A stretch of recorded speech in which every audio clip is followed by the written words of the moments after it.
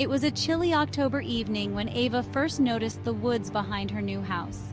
Tall, twisted trees loomed like ancient sentinels, their skeletal branches grasping at the sky. The previous owners had left abruptly, leaving the house furnished but eerily empty. They left no explanation.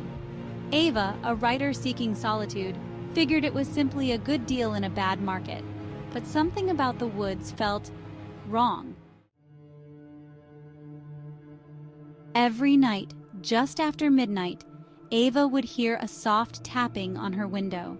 At first, she brushed it off as the wind. But one night, curiosity got the better of her, and she peeked through the curtains. There, standing at the edge of the forest, was a figure. Its pale face glowed faintly under the moonlight, but it was featureless. No eyes, no mouth, just a blank slate. The figure stood motionless, staring at her window, or at least it seemed like it was.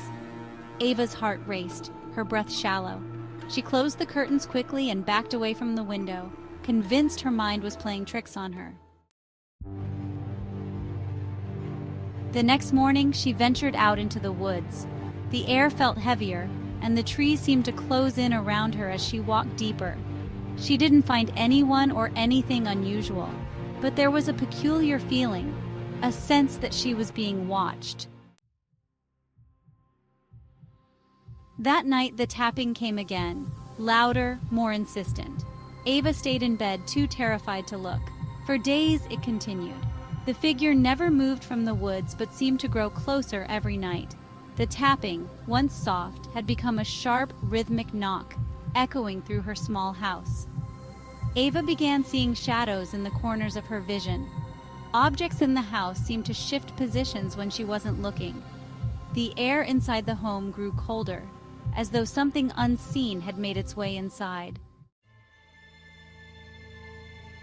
One evening, as the sun set and the long shadows stretched across the yard, she heard a new sound, whispering.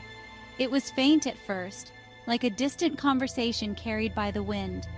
But soon, the whispers grew louder, filling her ears with words she couldn't understand. She ran to her window and looked outside. The figure was gone. Relief washed over her for a brief moment, until she heard a creaking sound coming from behind her. Slowly she turned. The figure stood in her hallway, blank face gazing directly at her. Its head tilted unnaturally to the side, and its fingers, long and twisted, scraped against the walls. It moved forward, slowly, deliberately, as if savoring her fear. Ava tried to scream, but no sound came out. The whispers intensified, now coming from inside her own mind, louder and louder until they drowned out everything else.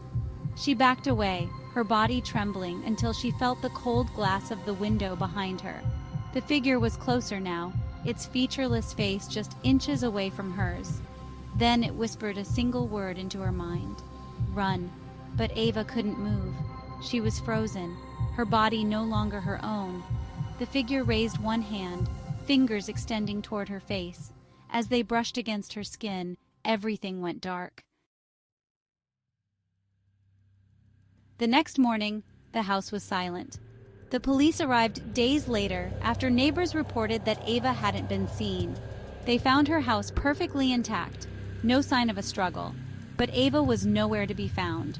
Her journal lay open on her desk, the last page scrawled with a single frantic sentence. It's in the house.